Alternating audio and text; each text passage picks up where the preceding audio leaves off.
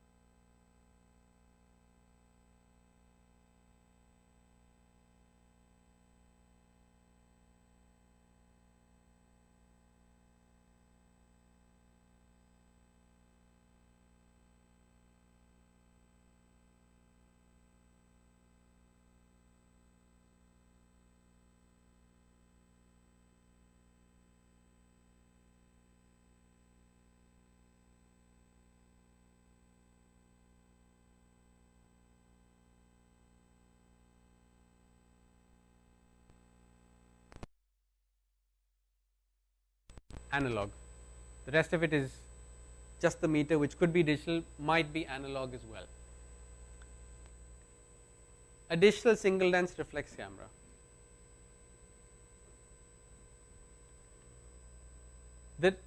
Pretty much the digital version of your SLR, with the main difference being that the film part of it has been replaced with a sensor inside. You've got the mechanism that works in getting the light. Can I just ask once more, am I clear back there? Is the audio clear? Okay. The mechanism that works inside is you swap out the film for a digital sensor. Have you seen these products that you get on Kickstarter right now? There's a couple of people around the world who are basically making digital backs for analog cameras. How many of you all have seen that? So, has anyone got an SLR right now? No? If you have one or you have access to one, there is a product you can get which can basically convert your old film camera into a digital SLR, and there are people that are actively working to get a full frame equivalent of that. But otherwise, you've got a DSLR. This was not my first DSLR. This wasn't the one that I took to the races, but it was the first one that I used professionally from about 2013. Even now I use it. It's got 12 megapixels. We write the data into a memory card here instead of the film, of course. Some of the initial models that came from the DSLR era did not have video capabilities. This one does, but it's not something I'd shoot video with, because it's big, it's heavy, and it's slow. And that's the reason why we are looking at mirrorless cameras these days as a method not just to take photos, but to record all sorts of kinds of videos on.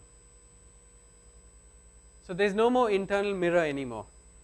This one's got some wires to it, but I'll explain why later. So there's no mirror in it anymore, which makes it about 15, 20, 25% depending on the model of camera you got smaller as compared to a DSLR. The sensor interacts directly with the light that goes into the camera when you turn it on.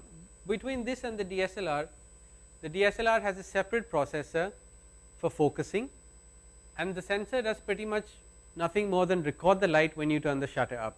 In this case, the light's coming in constantly, the sensor is continuously recording, or sorry, continuously interacting, continuously processing multiple transactions a second, and accordingly when you either click on the record button or the shutter button, it writes to your memory card of choice. What are some of the benefits at the top of my head that I can think of? It's a what you see is what you get mechanism. So if I see that it's overexposed here, that means it probably is. If I see that it's too dark here, that means it actually is. In a DSLR, I would have to rely on the metering system inside, or take a picture first, take a look at what the result is like, and then determine what I need to expose, either as a plus or minus, either adjust the exposure, I mean. So this makes it a lot easier for me now to not just take a picture, but also to see what I might be doing wrong, and that makes it a lot faster for you. I mean, the transition from SLR to DSLR itself was huge in that you could learn a lot faster. I learned my photography on film when I was a lot younger. I learned the hard way, I learned the expensive way. How many of you all started here on film? Yeah, you all know what it's like. You all know how expensive it was and how expensive it still is. But of course there's a passion to still shooting film, but DSLRs and digital cameras made that a lot easier for us. I'll show you a quick video now that will tell us basically how these two systems differ.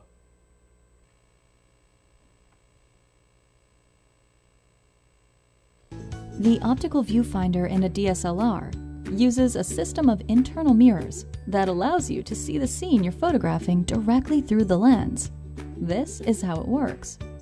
First, the light enters the lens and hits a mirror reflecting it into a prism. Then, the prism reflects the light into a viewfinder, allowing you to see the scene.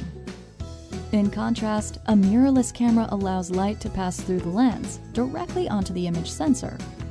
The optical viewfinder is replaced with an electronic viewfinder that displays what the image sensor sees.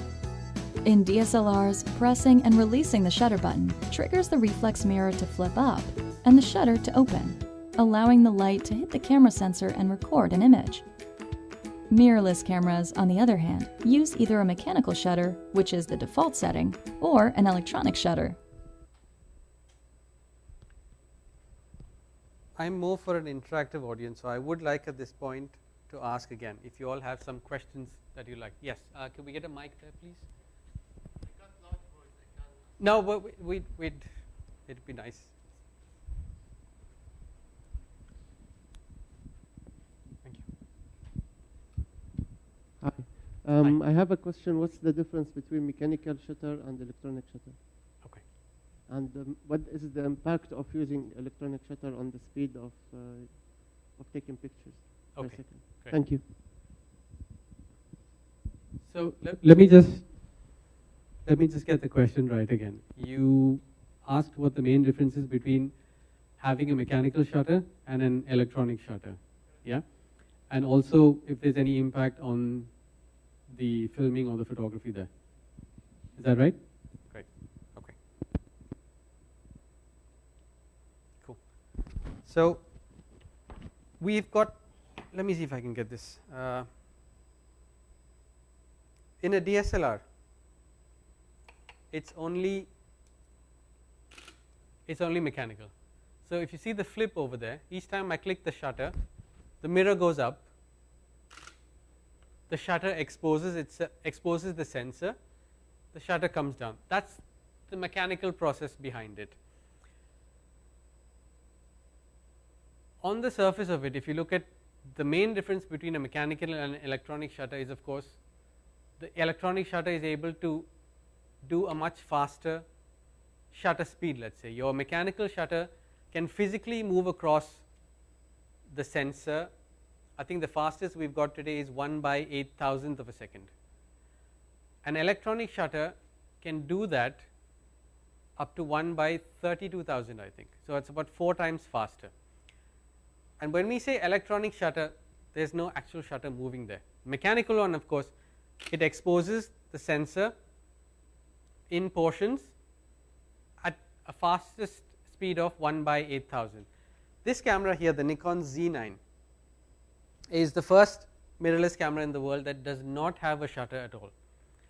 Everything that you do in here in terms of photography is completely electronic. So I'm going to run this, and I don't know if that's audible. Yeah. So it shoots up to 120 frames a second in photography mode also, without any shutter. Previously, as in previous generations of mirrorless cameras, when you when you photograph something really fast that's moving, it introduced what would be called as the rolling shutter effect, because the sensor is not exposed all at the same time. It's exposed in portions. So if you had somebody swinging a golf club, it would look bent at a really high speed, for example, if you used an electronic shutter. In a mechanical shutter, we wouldn't see that. This camera has minimized that to such an extent that you can't tell it was shot with an electronic shutter. This is the main difference we have right now. Does that answer that, or? Yep, thank you. Any other questions have we got? Sure, there we go. Thanks.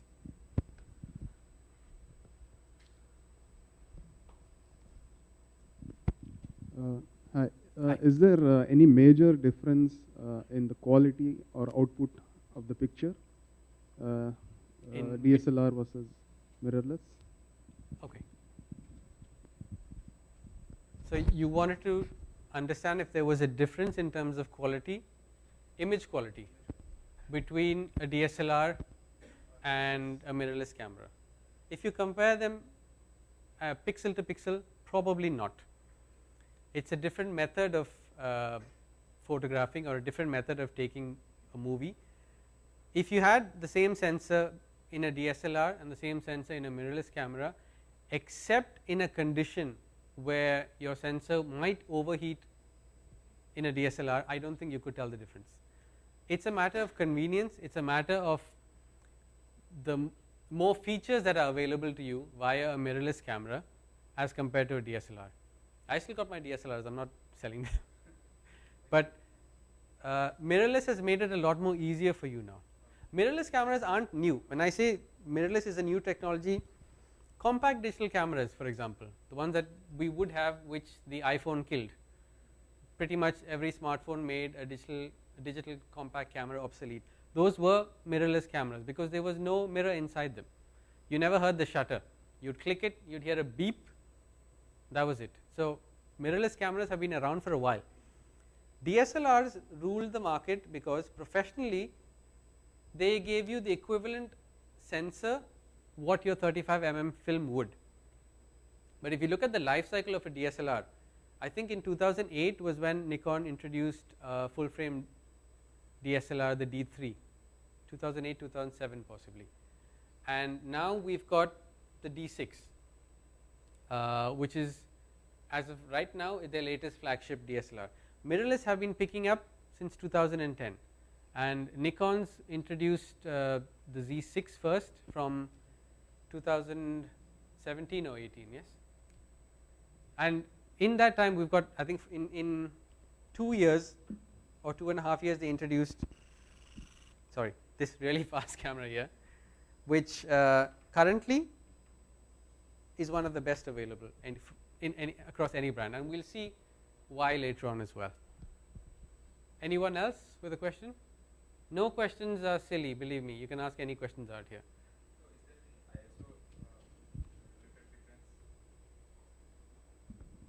Is there any difference in ISO in DSLR and mirrorless?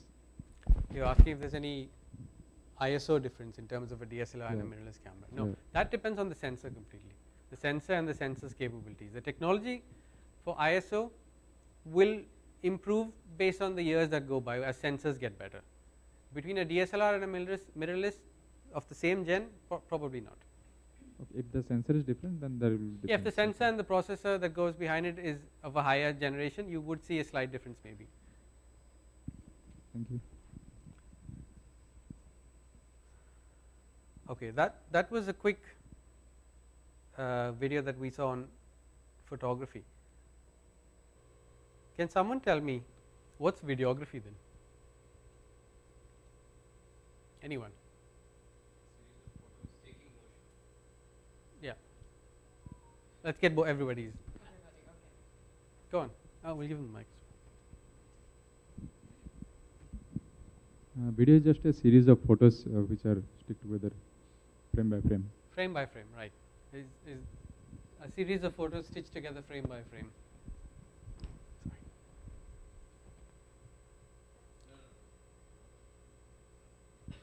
Okay, that's true. Where we used to take one photo as a photograph, you're stitching together multiple photos together to produce a video or a movie, as a moving picture basically. It involves a lot more than just one photo per second. It involves a minimum of, let's say, 24 and can go anywhere up to 1,000 depending on how fast you want to film it. But that's videography in a nutshell. It's a series of photos. Videography becomes movie making, becomes filmmaking when we involve a lot of other techniques in there. It used to be complex. It still is in a lot of scenarios where you would need a lot of equipment to produce a half decent film. You need a huge camera, you need multiple monitors, you need even in the DSLR world, you need rigs, you need extra people. Some of this you still need to make your life easier, but a lot of it now is condensed into your mirrorless camera. And I think when we started some years ago, I'll come to that slide in a minute. This is a still from a BTS video that when did we take it? On Saturday maybe. That's me in the video. I'm using a mirrorless camera, the Z9, and I'm filming it handheld. It's made life a lot easier to use a mirrorless camera for video because of the amount of features you have in there as a filmmaker that can help you produce a short film or even a full length film or a documentary in a minimal amount of time using a camera like this. We've got in camera stabilization up to 5 axes in the Z9, plus if you got a VR lens, that's another 2 additional axes. You've got IAF tracking, you've got in camera log file recording. We'll explain later what the benefits of log file are and why you should be utilizing log file as much as possible in your video filmmaking. I can do slow frame rate shots now.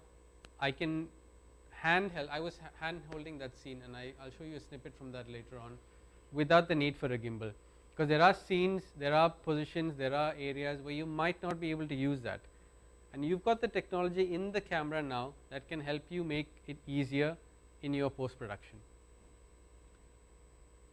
I can pan to some extent, make it look like it was on a slider forward or backward, because the camera is stable enough to reduce the amount of shake that I would have if I was using a camera like this. I can have video in this, but I would have to do quite a bit of post processing to get a similar output from, let's say, a Z9 or a Z6 II or a good mirrorless camera these days. How far has tech come in the last few years? How many of you all have tried video filmmaking with your camera? Okay, so we got 1, 2, 3, 4, and I will come to all of you all to ask you what was the biggest pain point you had in trying. Yeah, we had the Nikon D90. The Nikon D90 was another camera that came out in 2008, just after I bought a D300, but it was the first DSLR that included video in the camera among any brand. We had 720p video in there, and it also introduced 3D auto tracking focus. You could say this was one of the first cameras that started putting short film making in the hands of the general public. You would notice that after this period, from 2009-10 onwards, YouTube started seeing a lot of short films coming on. DSLRs slowly started putting movie making capabilities into the hands of people. Now we've got this. It's come a really long way. We've got 8K video where we had not even full HD before, just HD. We've got 125 minutes of recording in camera, and I'll tell you why these points are important later on from a mirrorless camera perspective. 100% viewfinder coverage. There's Bluetooth and Wi-Fi in there. We've got GPS. We've got in-camera stabilization, ProRes RAW in camera. Any doubts about what's on the screen so far? Because what I'm going to touch on later in detail will be from some of these points as well. Any questions?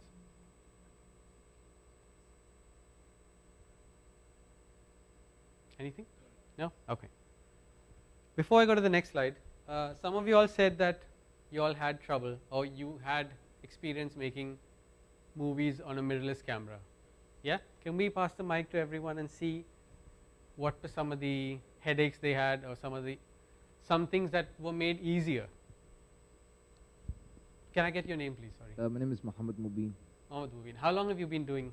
To be honest, just like 1.5 months hardly. Okay.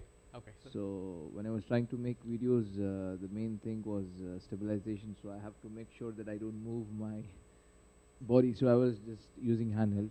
Okay. So that was the only difficulty I was facing. Okay. Yeah. So you had trouble. So I make sure that I don't shake. So Yeah, but then you have it has a smooth movement. You also shouldn't breathe for a while. Exactly. So I have to hold my breath. Okay. Exactly. There were some others here as well. Anyone else who tried filmmaking? Yeah.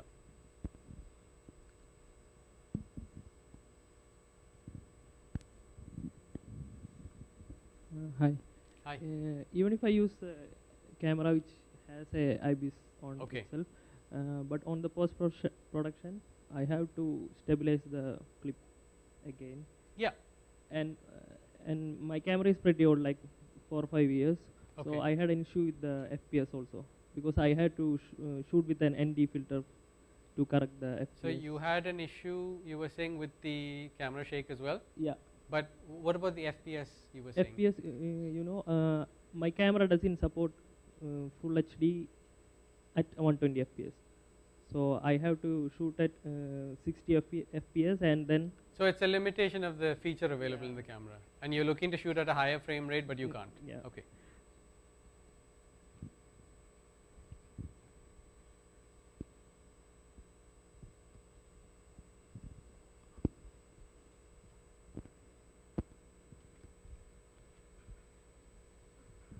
Hi, my name is Julia. I would say the focus, especially if you try to shoot on manual focus, Okay. and you follow, like if you do an action and someone is running, let's say, and you have to run after him, Right. to get a perfect focus from the beginning to the end, it's quite So difficult. you say you have difficulty keeping focus up with something that's moving. Yeah, especially if you do manual focus. Okay. Right.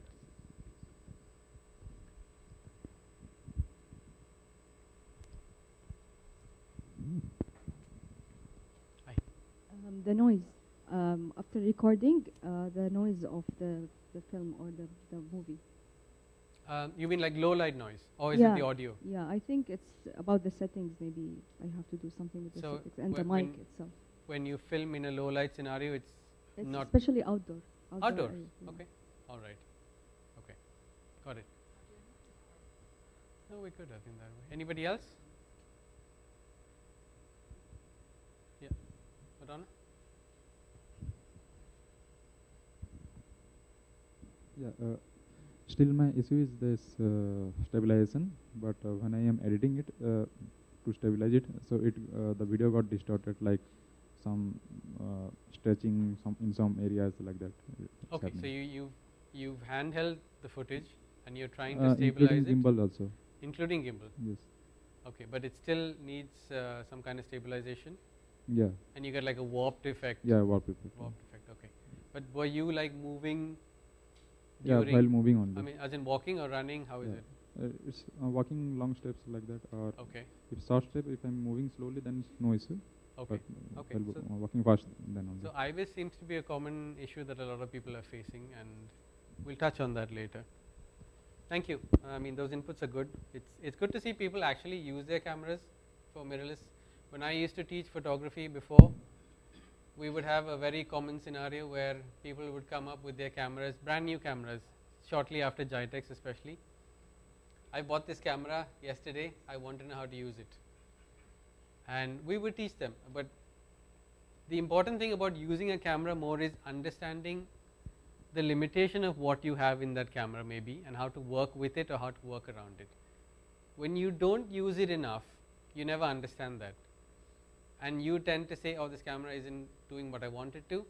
It remains in a cupboard until the next Jitex of the year or 2 years after that. We had this scenario a lot when I was at the teaching at the Emirates Airlines Photography Club. So please use it.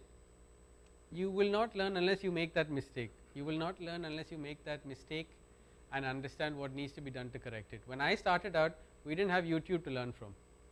Now everything's on YouTube. I mean, if I want to learn the inner workings of this camera, there's probably somebody who's disassembled the camera and shown me what parts are in there on YouTube by now. Everything is out there.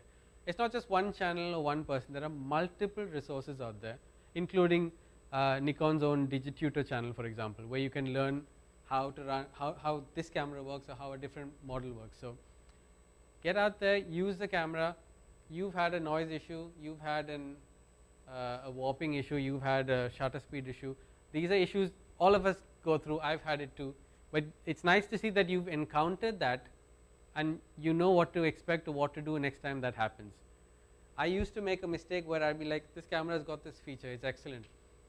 And then I'd be at an event where I'd want to use it and it didn't work the way I wanted it to. I learned the hard way some things. It comes with practice, and it's not something you should worry about making a mistake. We were commissioned, when I say we, I mean me and my team, by Nikon. Was it last year? Last year, to do a video for the Nikon ZFC just after it launched.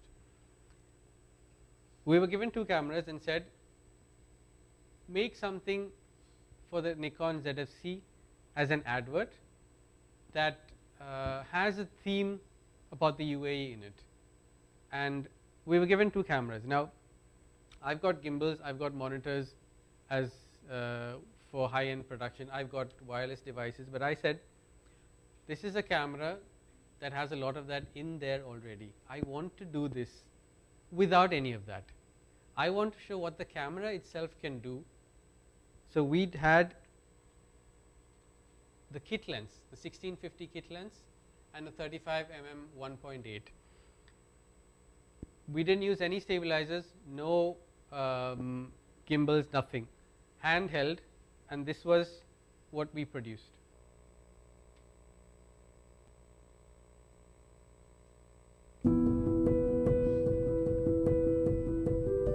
يمكنني رسم طريق سعادتي بنفسي، ولكنني أحبذ وجود رفيق لرحلتي.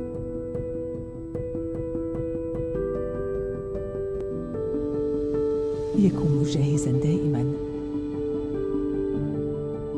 أجده بقربي وقت الحاجة.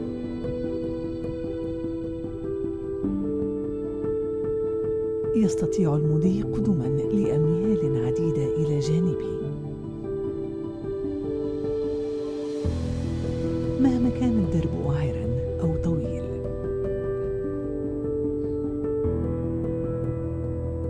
رفيق مثابر حتى النهاية، جاهز لتأمل مجد الطبيعة.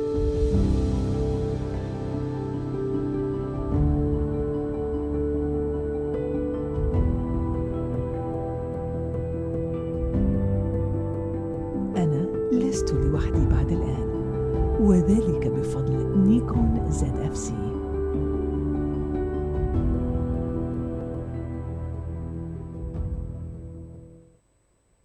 I'd like you all to ask questions about this particular ad based on what you saw. I can run it again if you like, but sure. Because I specifically said to Nikon, I want to do it this way, so that people can understand what you can do with a camera with just a kit lens. I've noticed there is some sort of a blur while transitioning. Is it a transition, or it was something intentional done, or it was a shortfall in the camera? Which scene was it? I cannot recall. Okay, I'll run that again later. But all right. Is it in going from one scene to another? Yes. Or okay. Yes, it was. It could have been a transition then. I felt it is not a transition, rather than it's basically when the lady moves the camera from place to place. Okay. So there was a delay in the focus. Was it intentional, or it was a transition? That's I'll have to look at that scene again, but good question. Thank you. Thank you. Yeah. Do we have to take any permission to shoot ad videos like this? Because I'm getting into it. Legally, yes. If you are shooting in a private space, in a public space even, now as I understand it, the laws state that you're not allowed to take a picture of somebody in public without their explicit permission, even if that permission is them looking at you and smiling. That means they're okay with you taking it, but strictly yes. If it's a private area, like it's La Mer, for example, which is owned by Meras, they can stop you. They have stopped me.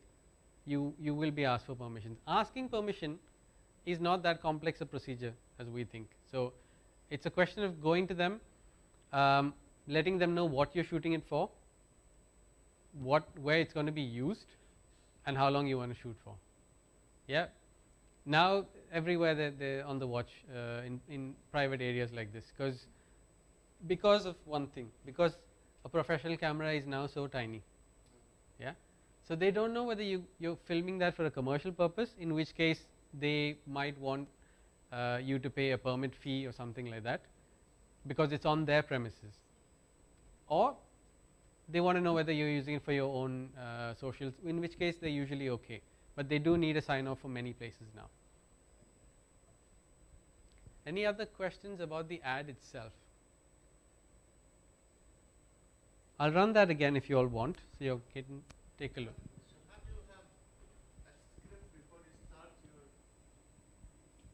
Have you had any script before you start this? Yes. And you had it approved before you start the ad? No, no. The script itself was something we did internally, where we wanted to highlight some of the features of the camera, put it in a UAE-based theme.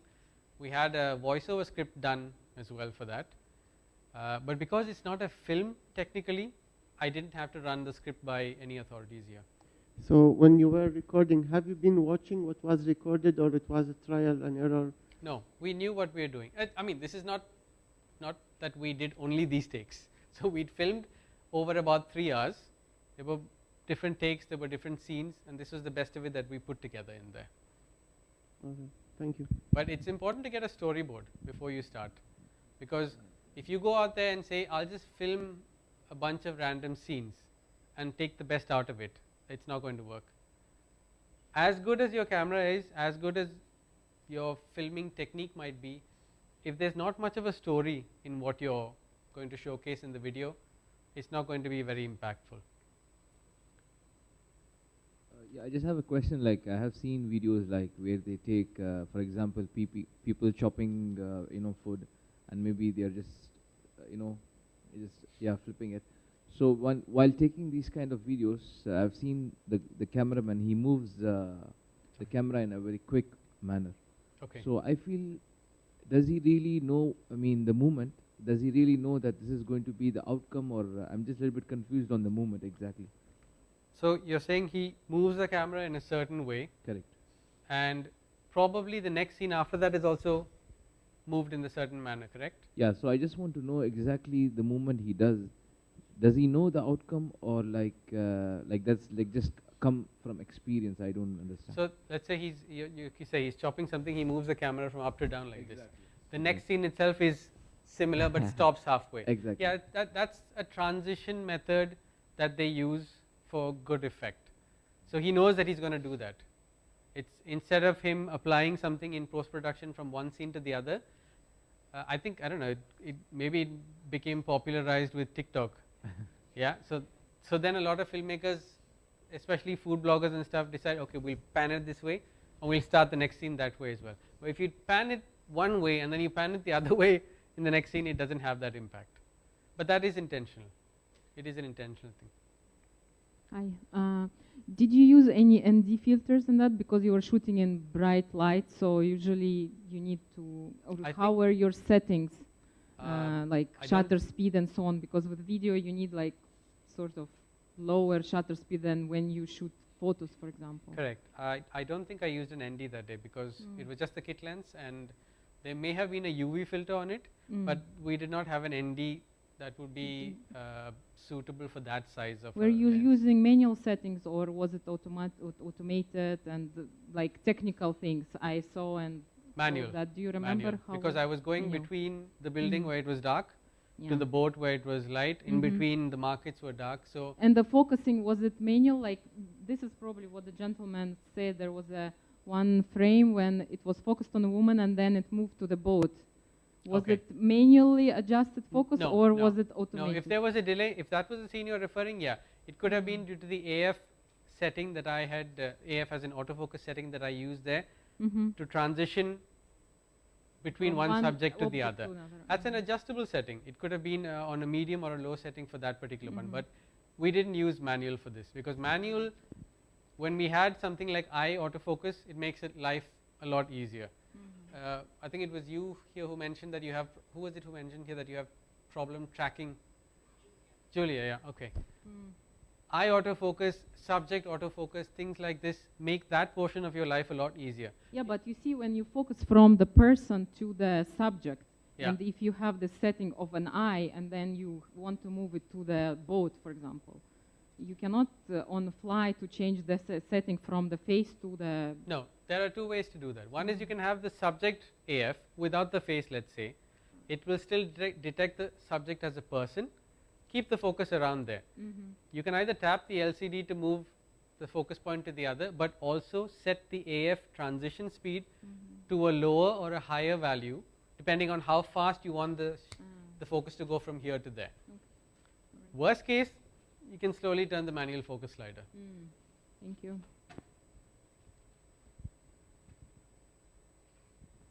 think Julia wanted someone here. Julia? No, I think Julia wanted to say.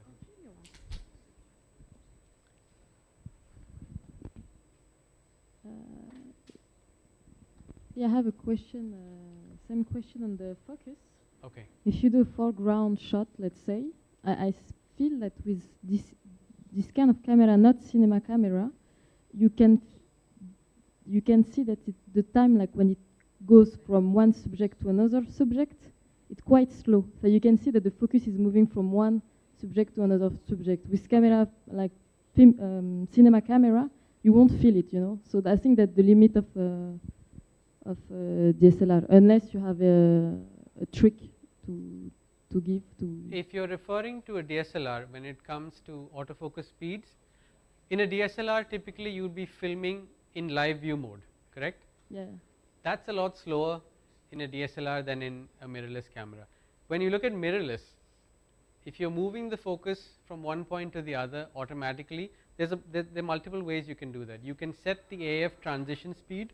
We lose something? Sorry. You can set the AF transition speed to either be fast or slow, depending on how cinematically how smooth you want it to go to. That's a parameter that is controllable. I think you've got 1 to 5 settings, levels of settings in there. So it's not something that is dependent on the camera alone, though. It depends on the lens as well, how fast the lens can focus between one point to the other. Some lenses do it a lot faster, like the prime lenses. Some lenses do a little slower, but you can play around with this setting as well as the setting in the camera when it comes to moving the focus speed. Thank you.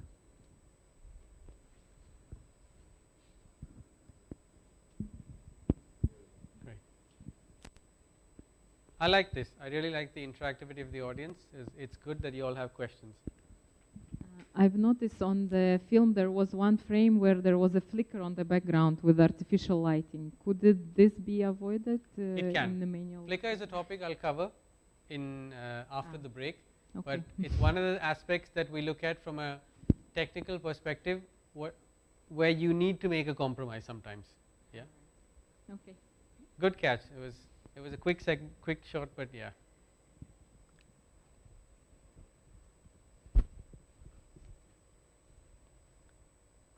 Do we have a slide here?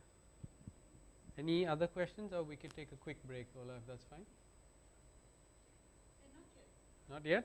Okay. Right. Let me move to, yeah, this was supposed to be the slide there. Okay. Technical factors that we consider, not just in mirrorless, but also when it comes to videography otherwise. One of them is sensor size, which also is related to what we call crop factor. When we talk about mirrorless cameras, we've got multiple sensor sizes. We've got micro four thirds, we've got APS-C, we've got full frame. Now we've got medium format, of course, in some brands as well. Crop factor is something that comes into play when we talk about sensor sizes. It's, when I say crop, it means how much zoomed in or how much you're zoomed out when you use the same lens on different sensor cameras. We also got frames per second, or the smoothness of what you're viewing in when it comes to recording. We've got bit depth, which is different from bit rate, by the way. Bit depth is more to do with the color, and flicker. I have camera owners here. Crop sensor, how many? 1, 2, 3, 4, 5. Okay, 5. Full frame? Okay. Lots of you all. But you all picked full frame because? No right answers, no wrong, just curious. I picked full frame because I wanted to do commercial projects, that's why. Okay. Because many clients expect they need to be professional, and the output of the video or photographer should be better in quality. Terms of low light and Yeah, things like exactly. that. Okay. A lot of people, when they pick a DX camera, they sometimes feel that is not enough, especially when it comes to video.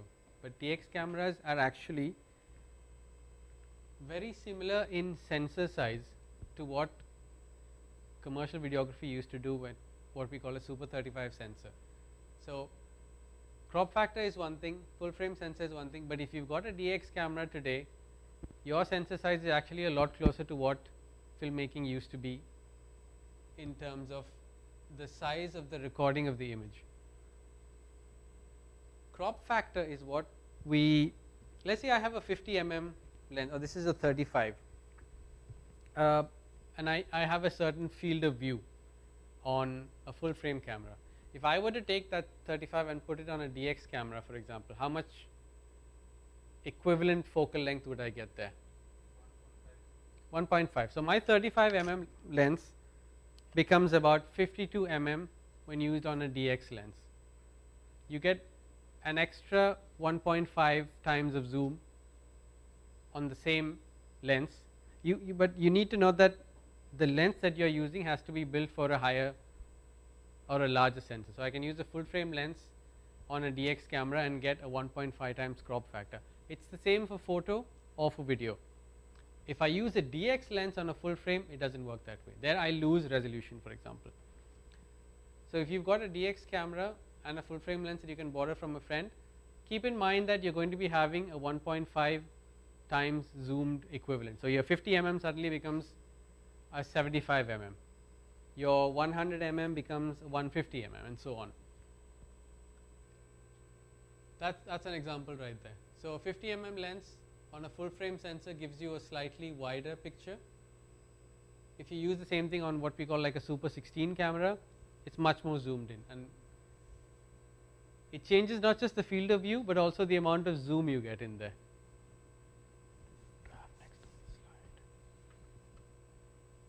Any questions so far? Okay.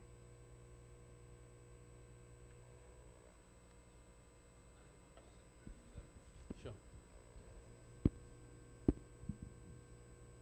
So there is one thing like lens compression. So it will affect the lens compression also, or only the cropping we will get? No, it is like lens compression itself, because you are basically getting that smaller field of view on a sensor.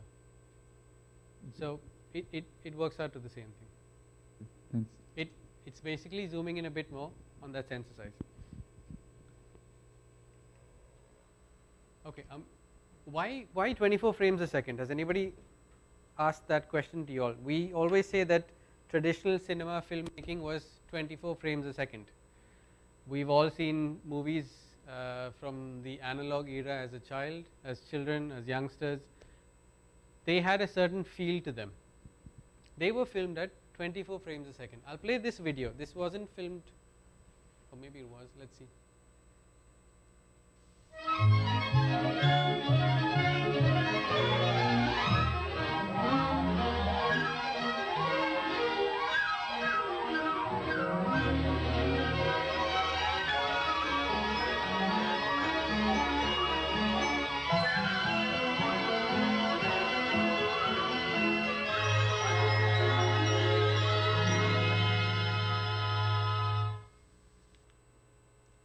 What was odd about this film from a technical perspective?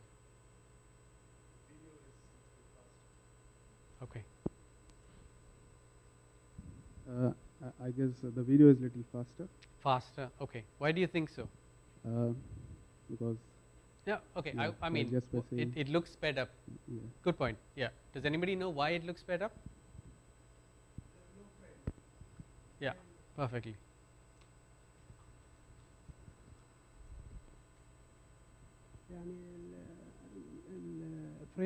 Frame rate was low. Yes. Yeah, it was filmed at 16 frames a second. It's a much older film. So in order to match 24 frames a second, it had to be sped up by about 1.5 times, which is why Charlie Chaplin looks like he's running all over the place faster than a normal human being would. But again, the question comes, why 24? Why are we so used to 24? Why do we consider 24 as the standard for filmmaking?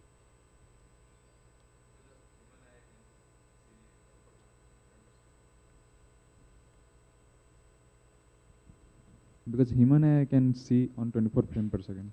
Right, 24 frames a second for the human eye is what looks like smooth motion.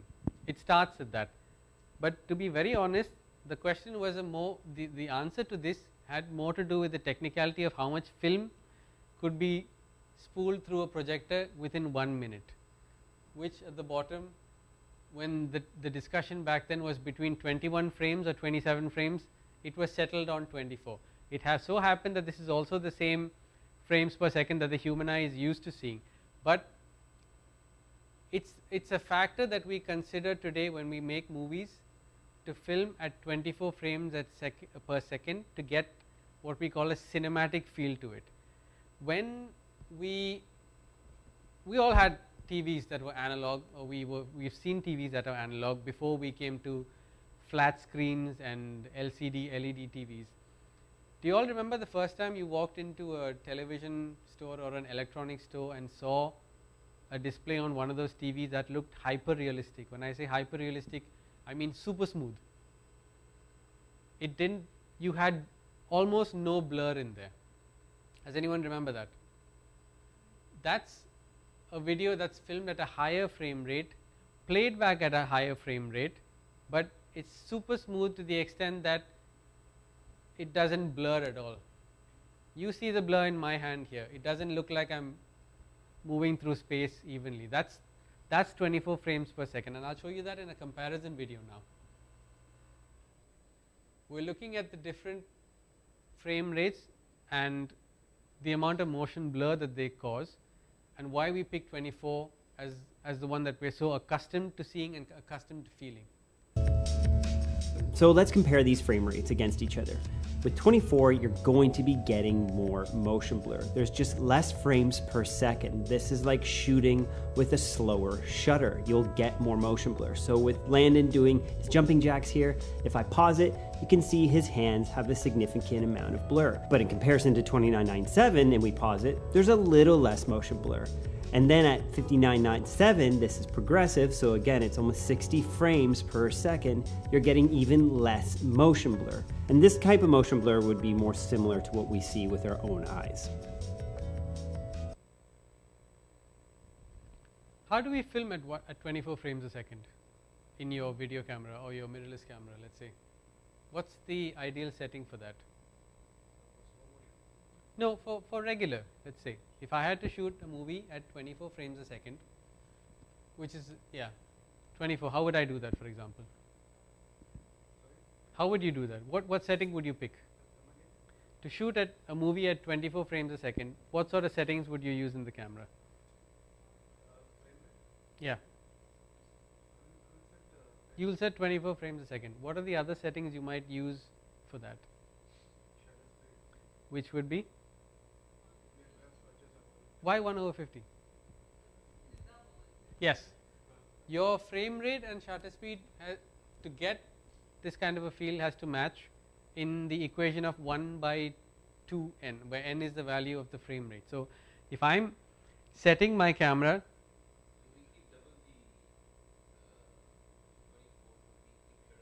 (48) would be exactly double, but because we don't have 40, we do 1/50. So if I have a frame rate that I want to pick at 24 frames a second, my shutter speed for that video should be 1/2 times 24, which is 48, but since I don't have a 48 shutter speed, 1/50. If I shoot 30 frames a second, it will be 1/60, and so on. Why do we, coming back to this again, where are the scenes where I might want to shoot at a higher frame rate? Okay. Just a quick video on that. But 24 is for real time, 60 is for slow human movements or regular human movements, 120 is for fast human movements or things like rain, water, smoke, other elements that have that move much quicker than something like a human. This is for like when you see like fire moving at 120 frames, fire starts to look very cool. You start seeing the flickering effect. And 180 frames is for when you really want to slow down time, when you want to start pausing things, you make it move super slow. 180 frames should be reserved for really, really high action movements that humans might be doing, such as shooting a bow and arrow. it has to be mentioned though that when you shoot at a high frame rate, you need to play back that at 24 frames a second to get that slow-mo you're looking at. Otherwise, you're going to get that same hyper-realistic, super smooth playback if you play back at the same frame rate that you filmed at. Could we do a break now, Ola? That's fine. Yeah. Yeah, we can probably 6:30. 6:30. All right. We'll take a break for prayer and refreshments. Thank you.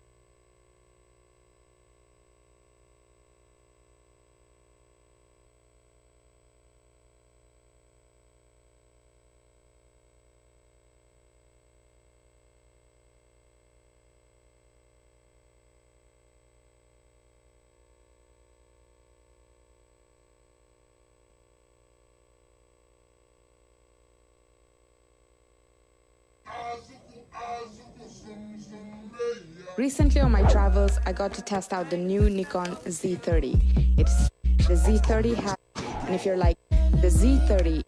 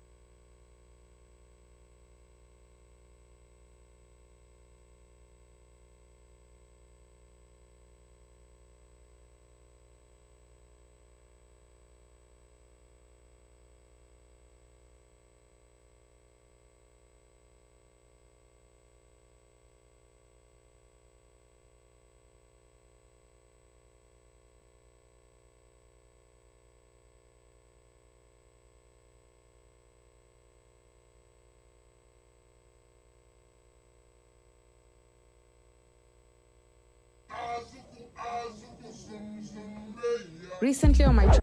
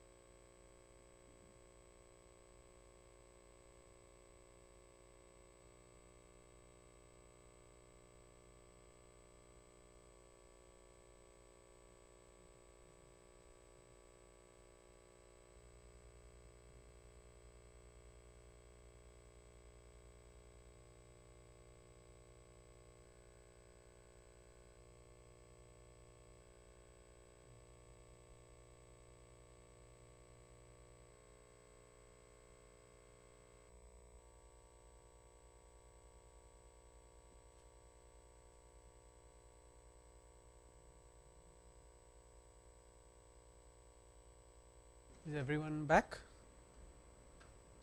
We still have people coming in. Have a look. Okay. We touched on frame rate earlier. But 24 is for. Sorry, next one. Bit depth when it comes to videography. We've got 8-bit, 10-bit, and now 12-bit. The more bits there are in your bit depth selection, the more colors you get to choose from when you're post processing, the more colors that are actually recorded on the camera. So 8-bit means RGB sensor, you get 256 shades of red, green and blue each for a total of 16 million something possible colors. When we talk about 10-bit, that goes from 256 to 1024. That makes it a billion colors already. But when we go all the way to 12-bit, which some cameras have now, like the Z series for example, you get 68 billion possible colors.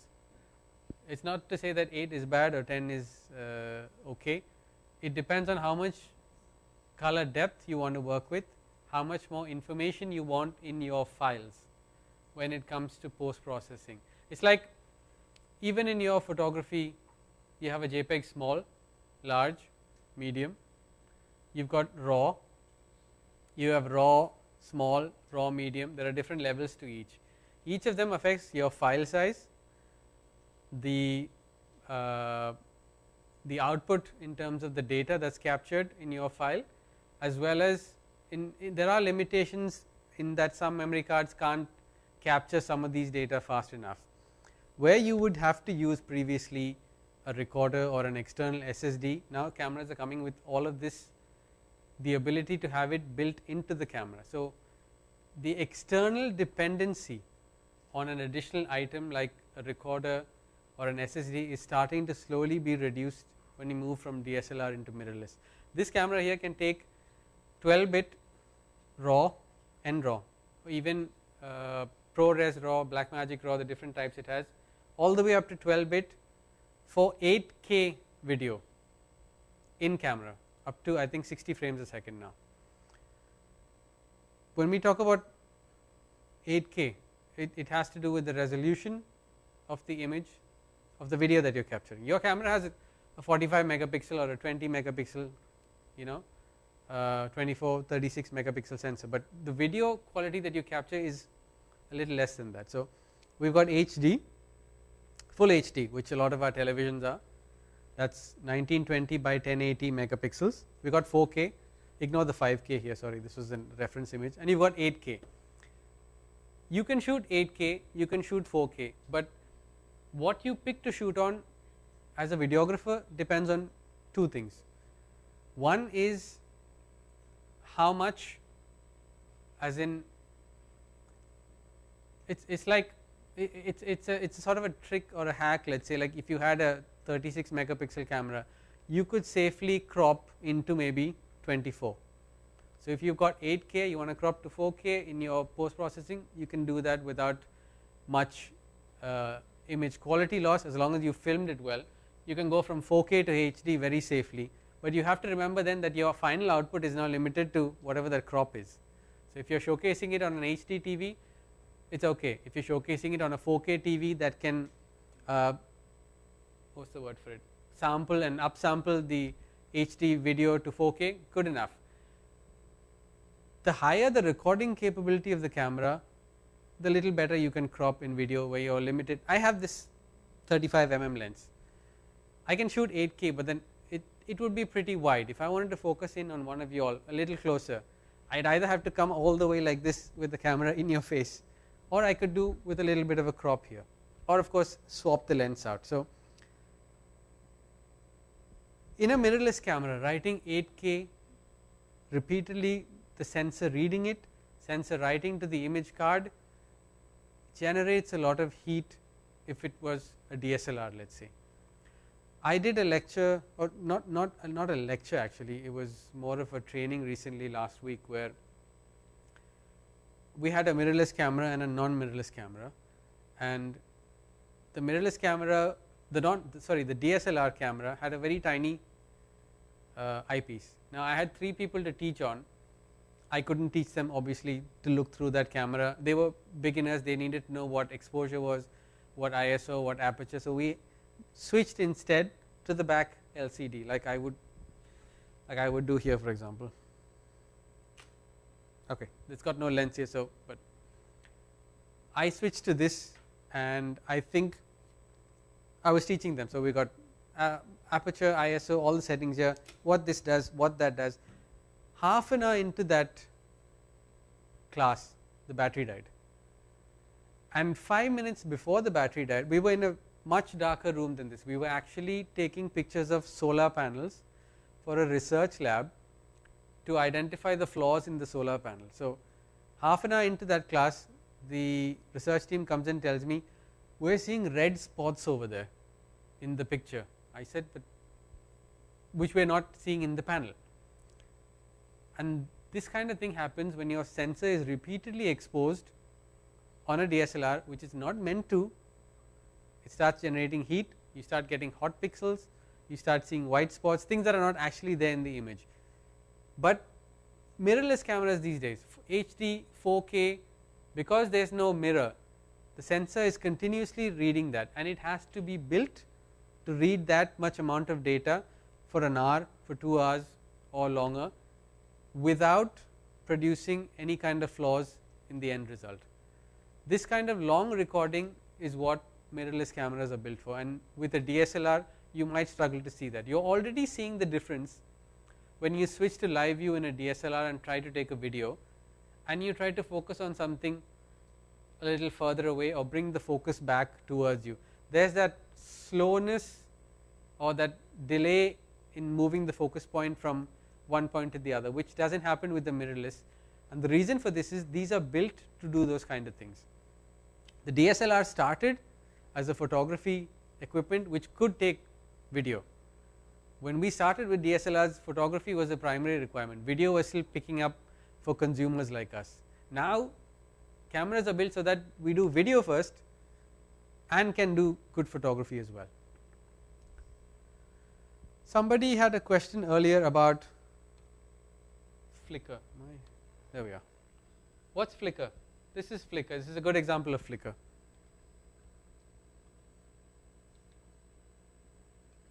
There we go.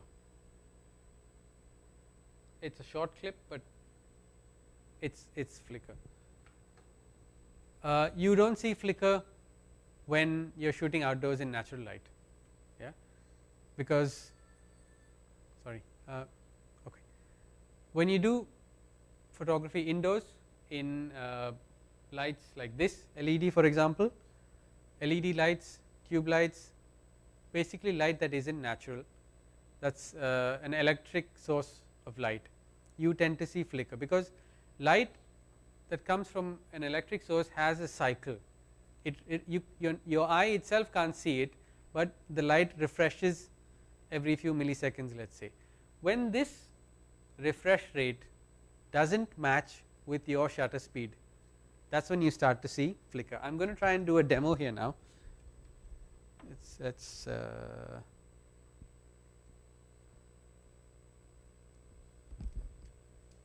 I will just show you what that's like in real time.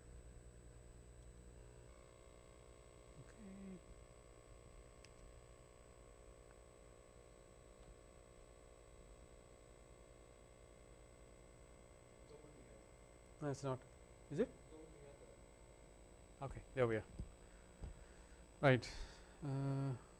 Where's the flicker? Do we see flicker? Point at the lights.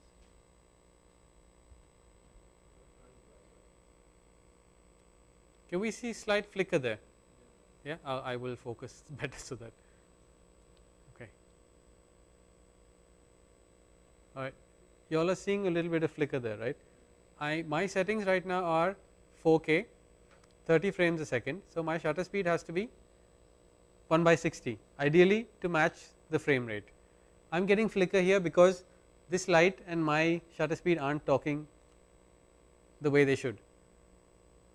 This is a compromise I have to do in order to get this flicker, because removing flicker in post production is near impossible. you're talking about adjusting the light in every single frame where it's black. Not happening. The compromise I have to make here now is I'm going to drop my shutter from 1/60 to 1/50. These are scenarios where you make a compromise, because you can't give a video to a client where there's flicker. He's like, this was not how I saw it, why does the camera see it like this? You have problems in such scenarios where you have multiple sources of light. These lights are probably all flickering at the same rate. If I had a TV there, for example, that TV would be refreshing at a different frame rate. Now I have to pick, do I want that TV to be flicker free, or do I want these people here sitting here to be flicker free? These are things you have to decide on when you are in the field. Is there more advantage for me to get the people flicker free, or maybe when I move to the TV or to the LED panel that's over there, I adjust for a different shutter speed. There's no right value, there's no wrong value for this. This is something you will encounter when you go on field only. I cannot tell you, hey, 1/50 will work every time. No, sometimes it's 1/120 that works, sometimes it's 1/100. So there's no fixed value for this. Do we have, is that?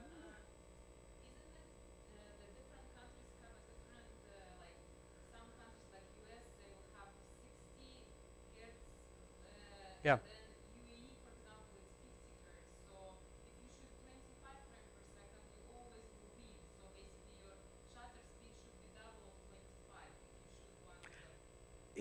It's not a hard and fast rule, you know, like if I film this at 1/50 now instead of 1/60, chances are that you wouldn't be able to tell the difference. It would not look too unnatural, but if I shot it at a much higher speed and then played it back, you might see the difference. So that's the compromise you have to make, depending on what the available light is, how much ISO you can push it to, different things like that.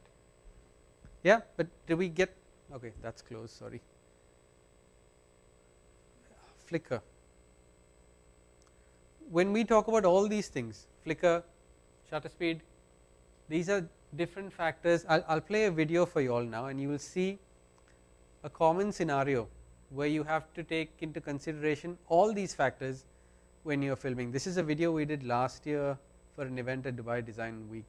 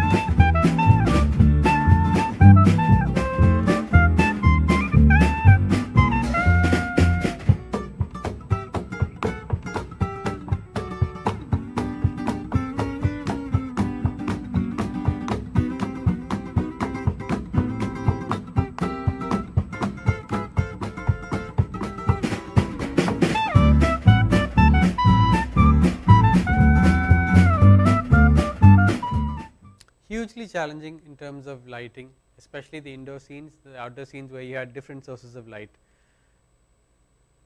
Give and take, do I get that, do I get this? A lot of times it works out, many times we had to pick. There's one scene there where you could clearly see some people seated, light on them was flickering at first, and then we had to of course get that setting right, so that fine, we have to, you know, let the light behind them flicker for a bit if we needed to.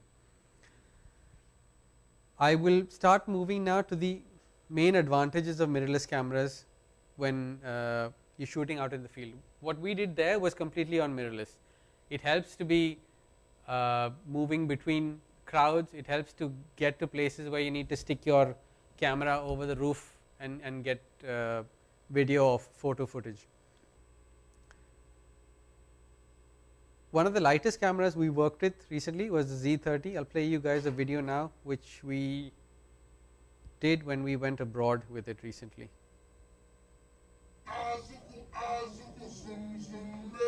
Recently on my travels, I got to test out the new Nikon Z30. It's so lightweight and compact. It is 405 grams only and literally lighter than a bottle of water. The Z30 is small but mighty. You can film up to 2 hours of content without having to charge. The Z30 has an APS-C sensor, which is a lot bigger than any sensor you'll find in a smartphone, giving it a far superior low-light, noise-free image capabilities.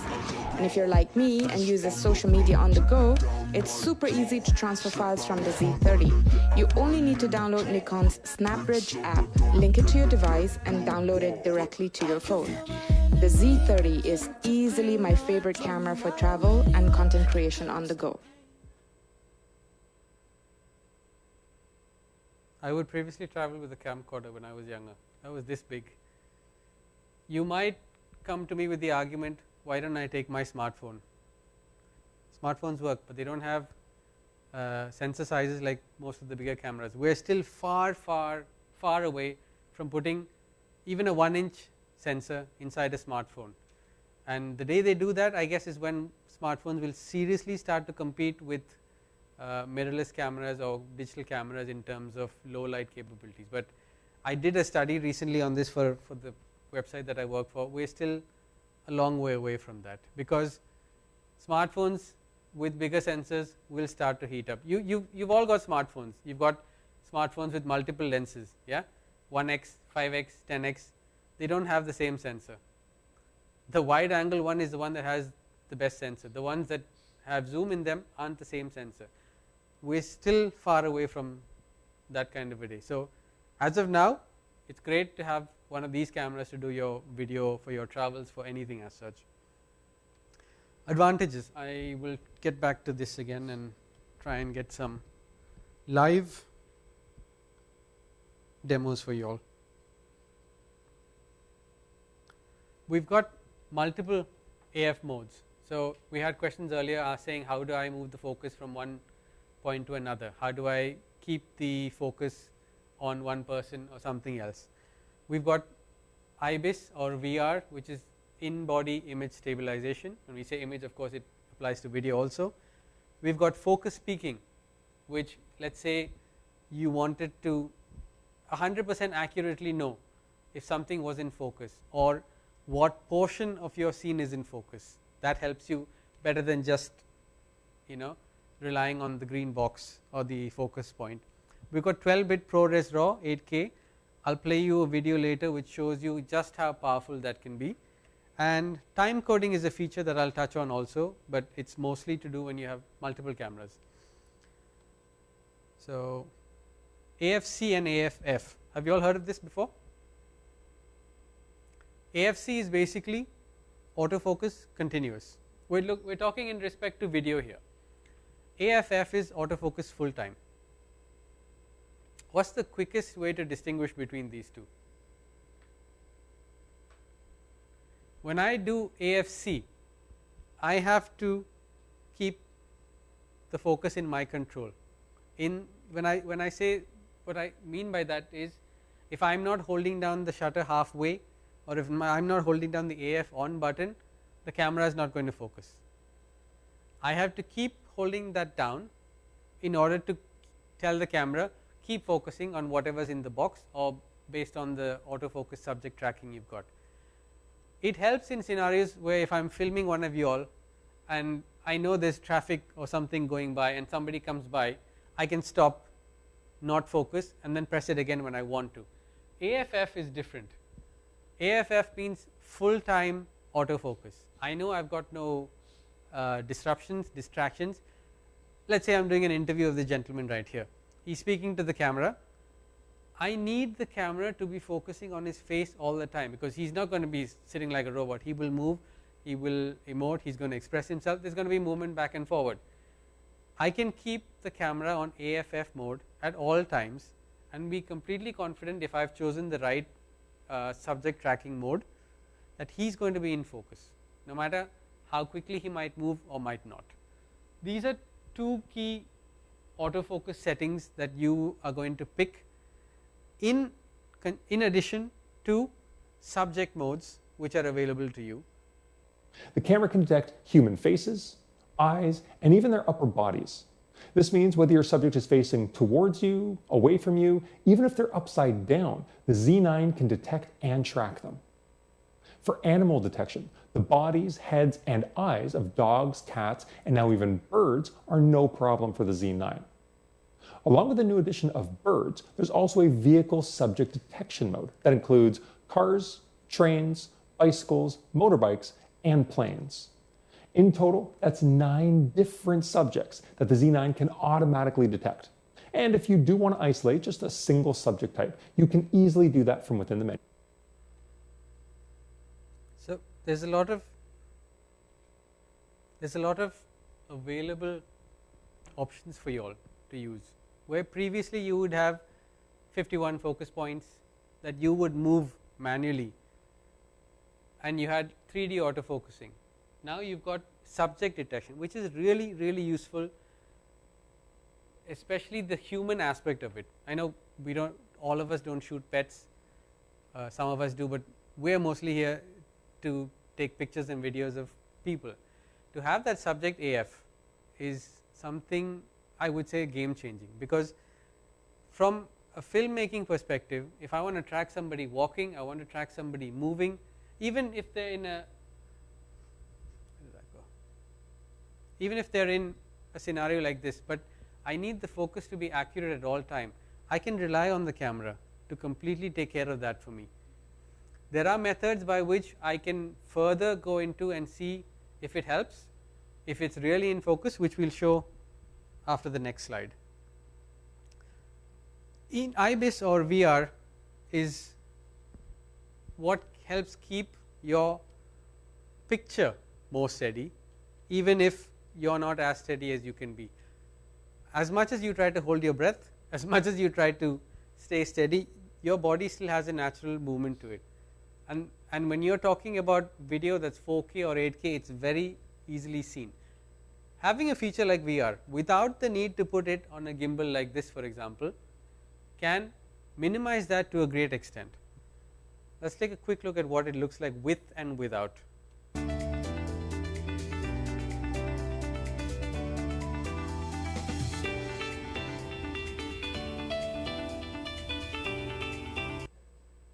Have you tried running behind somebody or even walking briskly with trying to do video? You know what it's like, yeah? It looks like you're falling all over the place trying to get a clean shot. It makes it easier. If you've got a lens which has VR in it, it makes it even more easier. Focus peaking. Can someone tell me what focus peaking is? Yeah. No? Okay. Have you all seen this in your cameras anywhere? Yeah? I'm using a feature when you're at a shallow depth of field, for example. I want to take a picture of him or her with the eye in focus. I want to make sure the eyes are always in focus. When you're photographing people or taking videos of them, if the eyes are not in focus, it doesn't help much. Let's say you've got a good camera, but your lens is an older lens. You want to use a cine lens. Yeah, there are people in here who love using cine lenses. Are you going to be zooming in every time to the eye to see if it's in focus or not? That becomes painstaking, that becomes troublesome. It takes a lot of time as well. Focus peaking is a feature that's introduced in mirrorless cameras to make life easier for you. So it helps you understand what portion of your image is actually in focus. I am now going to try and do this live here if this works.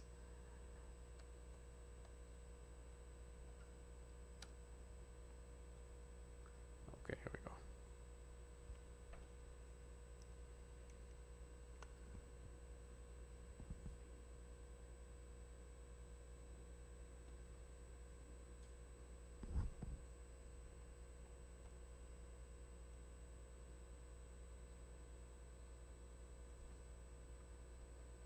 Not working.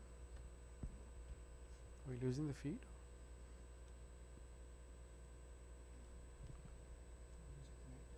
It isn't. Ah, that's why. Sorry, wrong Wi-Fi. There we are. Okay, nothing's in focus now. It's now on the screen. Okay, there we go. Yeah, there we go. Nothing's in focus now. Yeah. Let's start seeing something. What do we see there? focus peaking. So whatever is in yellow now, the little dots that you see there, that's the focal plane which is in focus.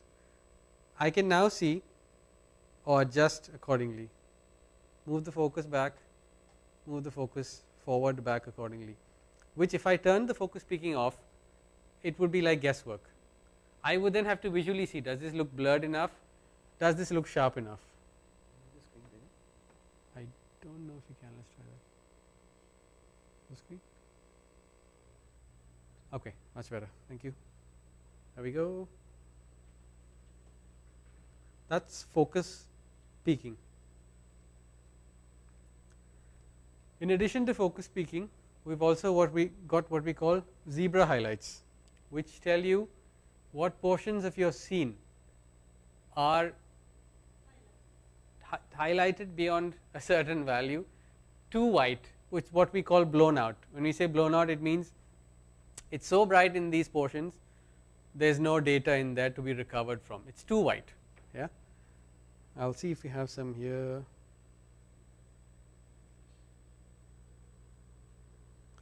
In here, focus mode.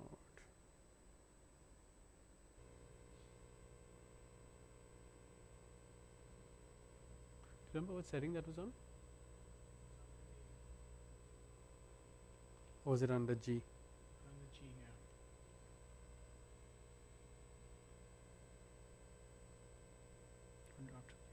Zebra pattern, mid, highlights. Okay. Right.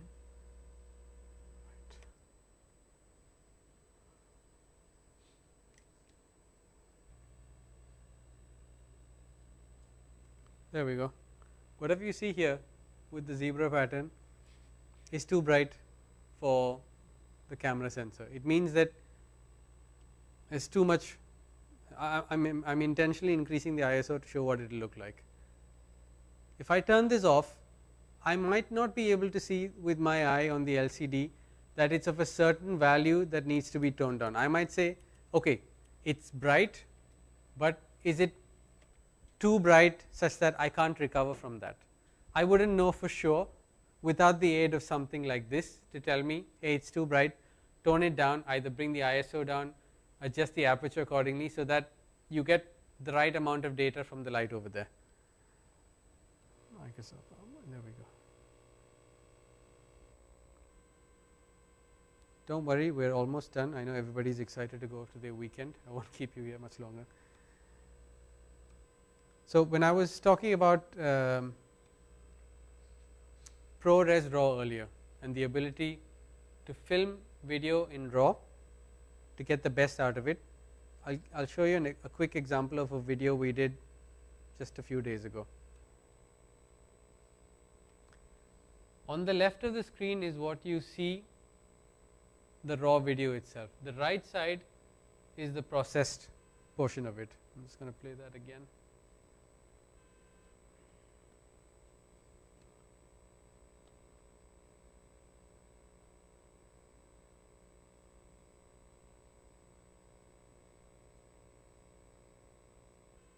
I can accurately tell you that the colors you saw on the right are exactly what was inside the house on the outside of her. The amount of data that the raw file has, especially when shooting outside in a bright light like that, we were able to recover a lot of the data from the highlights. And it's like the difference between taking a picture in JPEG and getting a raw photo. The amount that you can pull back from highlights, boost from the shadows, you can produce a much higher quality content that way.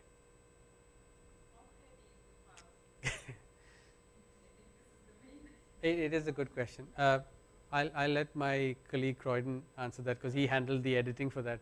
So got the mic? That was shot in ProRes on the Nikon Z9, and the average file size for sure. Go ahead with this. Right. So the average file size when shot in ProRes RAW is anywhere even for a minute-long clip, anywhere between 4 GB to 10 GB. So, which we do, we have those. But if you don't, so actually, to be honest, ProRes format is much easier read on a lot of video application softwares versus H.2x4 codecs or H.2.5, because those are highly compressed files, video files. And for those, even though it's a smaller file size, it takes a longer time to decode it within the processor. So that's why you see this weird buffering that happens when you try to scrub through the video. But for a ProRes file, the computer loves it, to be very frank, especially video editing software. Depends on my taste. So I use DaVinci for certain color grading, especially for color grading. But my favorite is either After Effects or Premiere Pro. That's what I started with. Yeah. Thanks. And just rounding off the last few slides for now. This is a handy feature to have if it's in the camera. It's handy to have if you're shooting with multiple cameras. It's basically a way of more easily syncing footage between multiple cameras that are on a site. If I've got 3 cameras, let's say, pointed at the stage from different angles, time coding helps me and the editor or the editing software quickly sync those so that I can move from one angle camera to the other. I don't have to look at what time it was filmed or what the file name was. It's a way of synchronizing. It can be enabled in your camera itself. There are external devices as well that can do that, but you've got it in camera most of the time now. You can either have the time code based on the time when the camera starts filming, or you can sync these cameras to have the time code synced from a preset time and just let it run throughout the day of filming. These are just some tips that I'm putting down here for you guys, and the last few slides will be about my current favorite camera, which is right here on the table, the Nikon Z9, and why it does what it does. There we go, sorry. So you've got multiple AF scene detection systems in this. You can shoot 8K at 12-bit, yes, 12-bit RAW, NRAW format in camera. I don't need the additional AtomOS SSDs or monitors for that. And we shot 8K. No, we shot 8K or 4K recently on this as well. In camera, that's the beauty of it. There's no additional equipment. You saw the clip where I was holding it. It's a blackout-free viewfinder. That's more to do with the photography though. And they've got this flip LCD now, 4-axis. Yeah, there we go. So flips out in multiple angles as well. Subject detection with an algorithm that has deep learning in there. You've got enhanced IAF. It's a lot faster than you think it is. When I first came to the Nikon office to try out this camera, I was amazed at how it just picked it up without me having to. The eye was accurately tracked. In addition to that, you've got about multiple subject AF modes, like I said. You can put 20 custom autofocus area modes, where most cameras have small, pinpoint or large. You can put about 20 of them in here based on what areas you want to customize.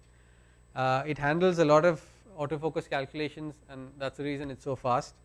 And you've got, like I said earlier, advanced vibration reduction with 5-axis in body and 2-axis depending on the lens you use. Why I'm able to record in camera is because of this card, the CF Express B card. A lot faster than the CF Express A, and it's built to be able to take 8K without overheating much. And when we talk specifically about the camera and its body shape, you'll notice this grip here. It's not just because it's a flagship camera. The body was designed in mind to house a much larger battery, to be able to give you a recording time of up to 125 minutes on 8K. And it's not just to have the battery itself. The overheating that you normally experience when you do video for a long time, you don't experience with this camera. Its body is built to take that kind of heat and to dissipate it in a way that it doesn't affect the sensor or the battery or the memory card. I've got a couple more videos. I think this one's a BTS video that I'm just going to play now.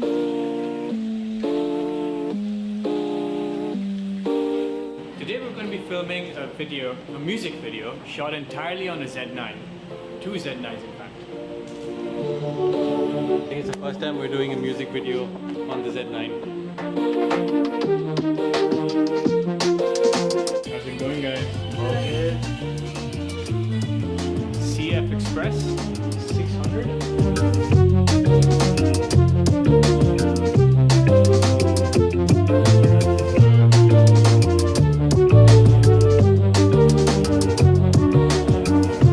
One of the amazing things about the Z9 is that when you take off the lens, the shutters already come down over the sensor, and especially in a place like this where we have a lot of dust and haze going around, it prevents all of that from going onto the sensor, so I can change lenses pretty quickly without any worry of having dust beyond my final output. That is incredible tracking. Look at it. Look at how it's tracking her eyes.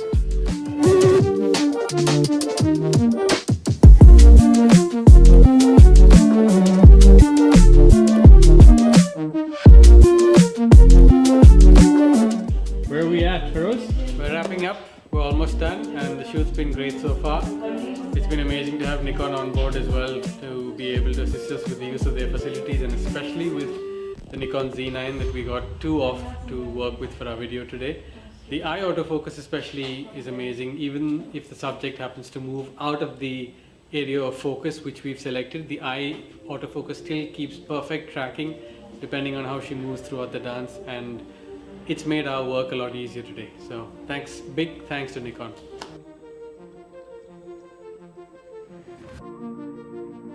That's a wrap.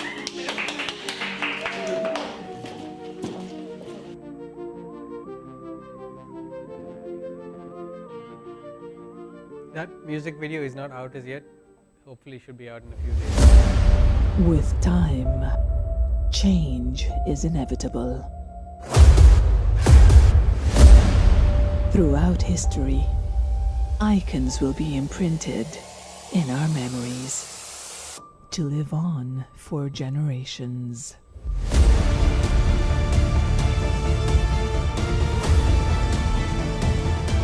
Fueling our instinct of exploration.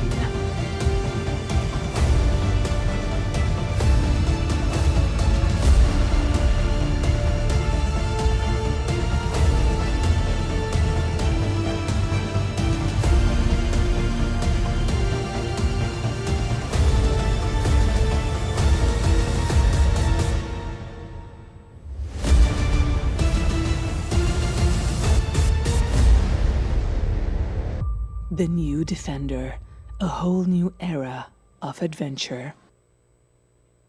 So I put this in there because somebody asked me earlier, what's the ideal focal length to use for a video?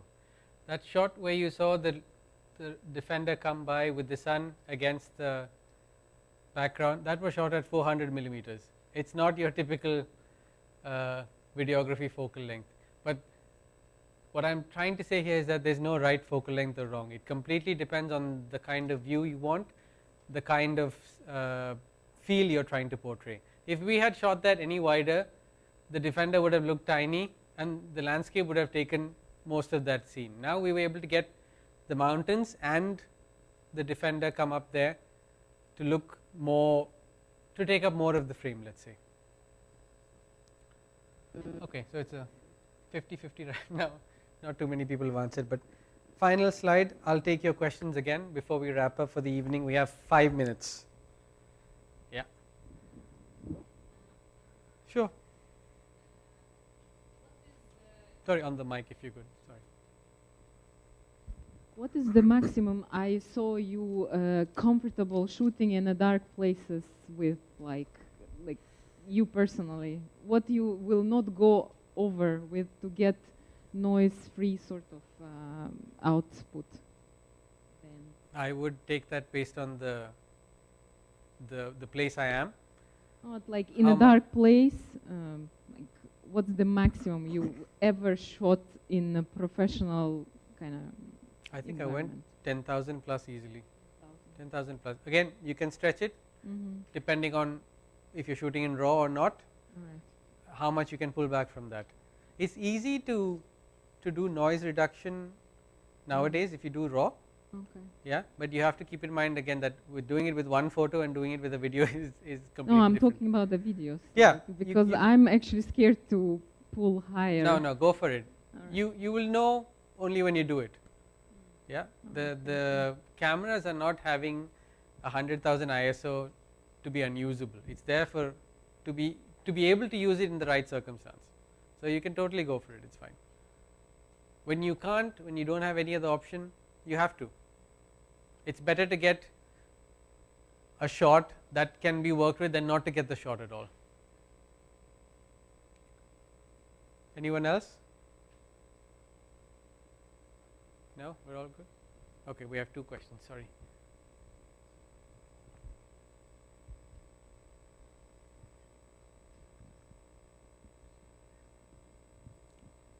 I have a question.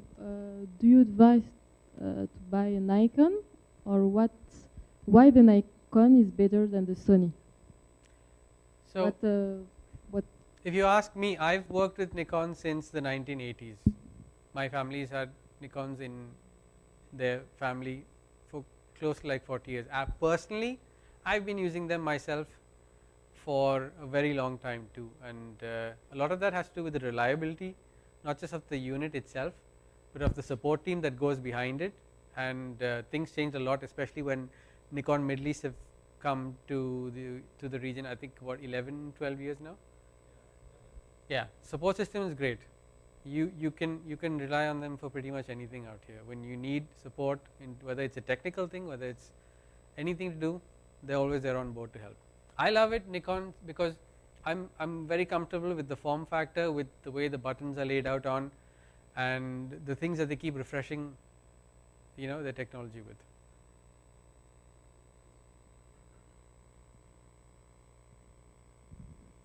Yes, I just have a question. Like for example, I'm taking a picture. Recently, I just started shooting in manual. So, for example, if I'm taking a shot, so should I always keep adjusting the aperture ISO and thing, or like I have to shoot in manual and then later on, because I might miss the shot? So your question is, should I shoot in manual and be afraid of missing out on the shot because you haven't got something right, or you're changing a setting?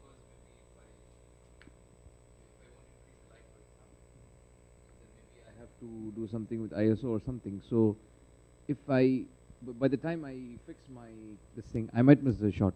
So it's always good to go shoot in auto, or that's what my question When you is. shoot in auto, you're leaving one or more aspects of the exposure to the camera, and that might not be what you want. Correct. Yeah, you don't have complete control over that.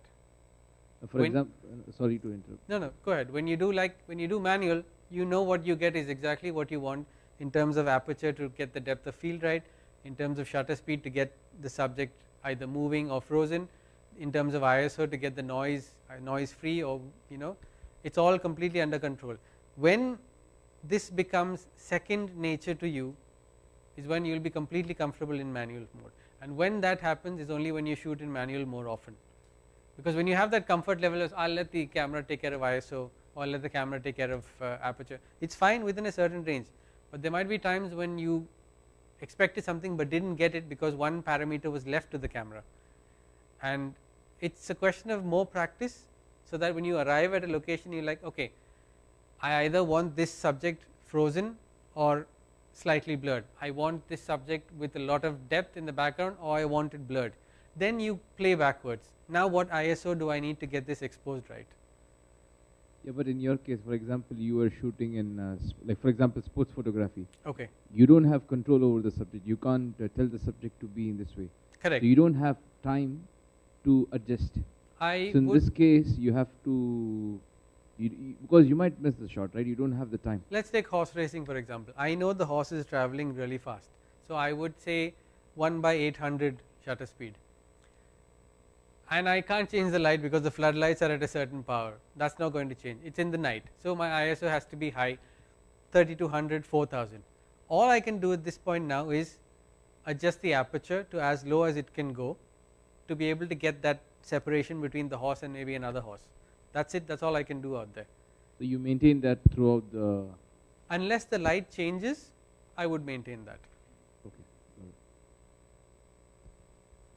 Question there? Sorry, one question there.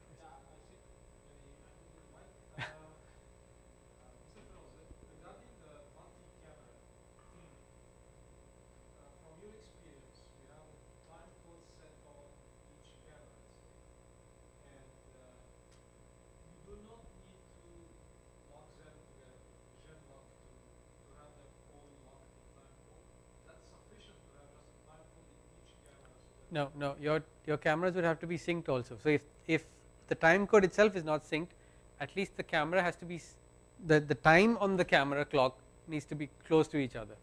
Otherwise, syncing them again becomes a headache. Preferably, yeah.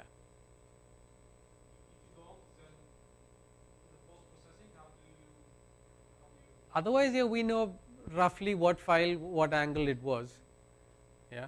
But when you lay it out for in the timeline, it's a lot easier if it's synced already. So you do synchronize them? Not too much. I mean, we don't do too much multicam work, but it's a feature that's great to have, where a lot of cameras need an additional unit to have that time code value in the file. I think Ola, all good? Yeah. Noise, yeah. Any last question then? Shall we take one more? We can take one more? Yes. Okay. Who had the question on noise? No? Okay. It's fine then. Perfect. Thank you all for attending. Thank you to Hyper and Nikon again for facilitating this. It's been great. I love the view from here. If you guys had come and seen the fantastic view really. Thank you again. I really appreciate you all spending your time, especially on a weekend like this, to come by here. And if there's any questions after this, please feel free to message me on any of my social media channels. Thank you.